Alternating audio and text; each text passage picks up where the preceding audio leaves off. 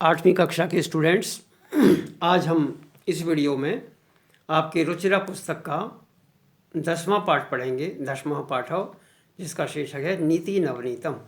इसका अर्थ हुआ नीतियों का नवनीत। नवनीत मक्खन को बोलते हैं, अर्थात नीतियों के सुवचन, अच्छे वचन।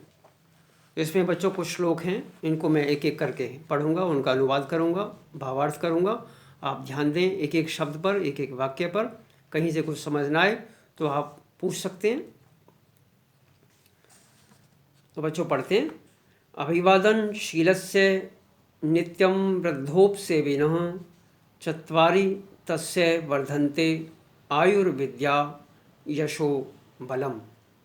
इसका अर्थ हुआ बच्चों, अभिवादनशीलस्य, जो अभिवादनशील होता है, अभिवादनशील करते जो नित्य प्रणाम करता है, सभी को नमस्कार करता है, प्रणाम करता है, सभी को जो प्रणाम करता है। नित्यम वृद्धोपसेविनः, और नित्य ही जो वृद्धोपसेविनः, वृद्धों की, बड़े बूढ़ों की सेवा करता है। जो अभिवादनशील है अर्थात प्रणाम करने वाला है सभी को, और जो वृद्धों की, बड़े बूढ़ों की जो सेवा करने वाला है। चत्वारि तस्य वर्धन्ते, तो उसकी, ऐसे व्यक्ति की चत्वारी, 4 चीज़ें वर्धन्ते, बढ़ती हैं। 4 चीज़ें बढ़ती हैं, 4 वस्तुएं बढ़ती हैं उसकी। क्या क्या? आयुर्विद्या, आयु बढ़ती है, विद्या बढ़ती है, यशो, यश बढ़ता है, यश माने मान सम्मान बढ़ता है, बलम, और बल बढ़ता है, शक्ति बढ़ती है, ताकत बढ़ती है। तो एक बार फिर से दोहरा देता हूँ कि अभिवादनशीलस्य नित्यम वृद्धोपसेविनः, जो अभिवादनशील है अर्थात सभी को जो प्रणाम करता है। नित्यम वृद्धोपसेविनः, और नित्य ही जो वृद्धों की सेवा करता है, बड़े बूढ़ों की सेवा करता है।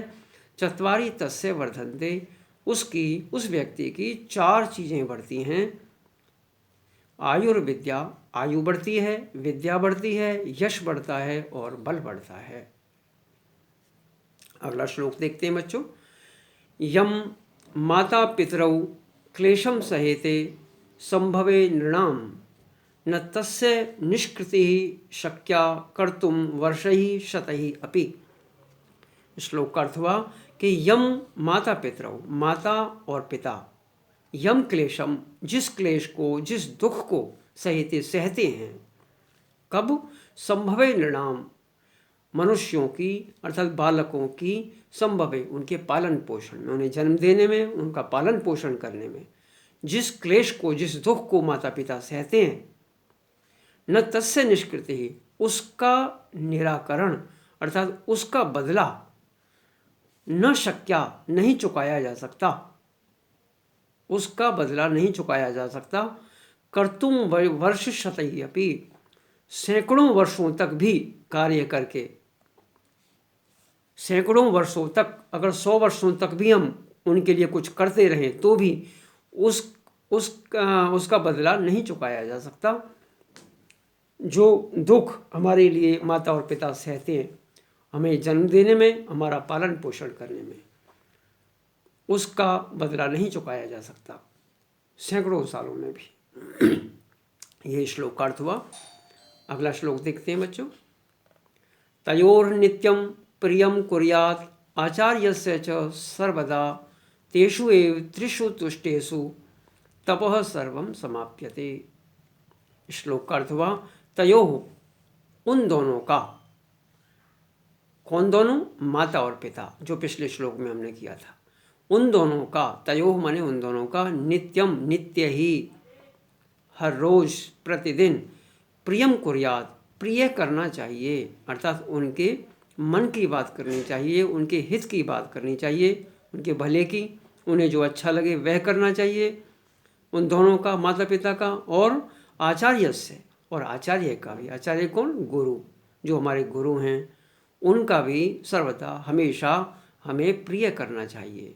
उनके लिए जो अच्छी चीज़ें हैं, उनके लिए जो अनुकूल हैं, तो माता पिता का और आचार्य का अर्थात गुरु का हमें हमेशा ही, सदा ही प्रिय करना चाहिए। तेषु एव त्रिषु तुष्टेषु, तेषु एव, उन, त्रिषु माने तीनों, के तुष्टेषु, तुष्ट हो जाने पर, संतुष्ट हो जाने पर, अर्थात अगर हम तीनों को, माता पिता को और गुरु को संतुष्ट कर दें, उनकी संतुष्टि कर दें, तो तपः सर्वम समाप्यते, तो संपूर्ण तप हमारा हो जाता है। हम एक तरह से तपस्या कर लेते हैं। अगर उन तीनों का ही हम संतोष करें, तुष्टिकरण करें, उनके लिए सदा अच्छे अच्छे कार्य करें, जिससे कि वो नित्य ही हमारे ऊपर प्रसन्न रहें, हमसे प्रसन्न रहें, तो एक तरह से हमने तप कर लिया।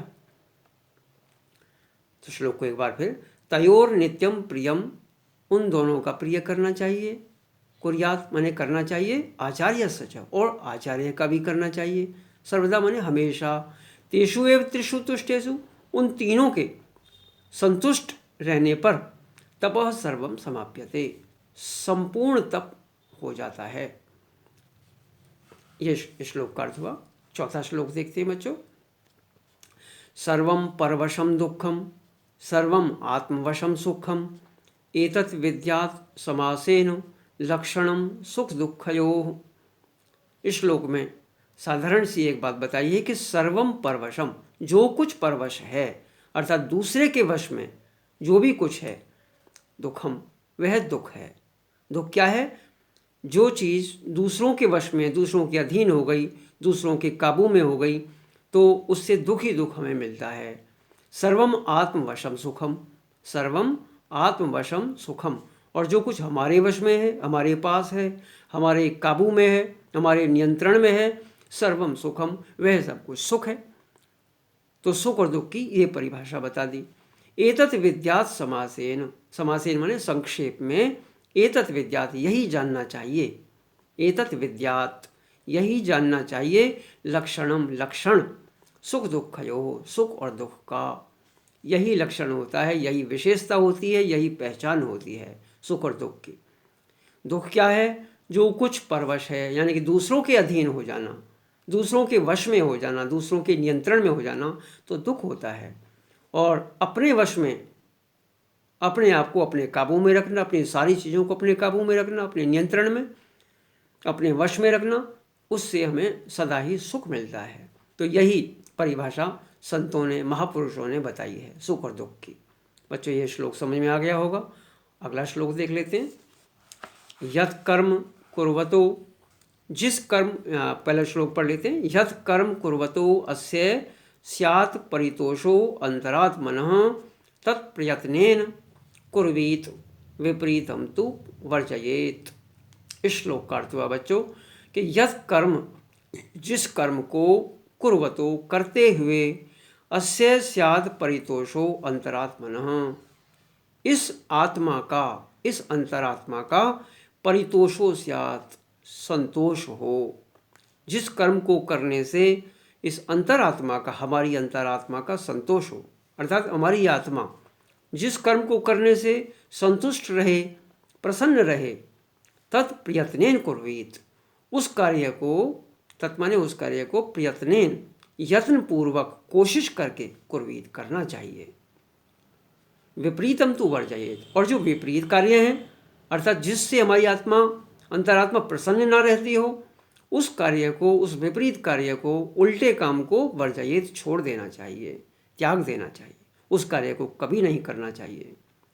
तो साधारण सी बात है बच्चों कि जिस कर्म को करने से हमारी आत्मा का संतोष होता हो, आत्मा प्रसन्न होती हो, उस कर्म को तो हमें तत्प्रयत्नेन कुर्वीत, उस कर्म को तो हमें करना चाहिए और कोशिश करके करना चाहिए, जरूर करना चाहिए।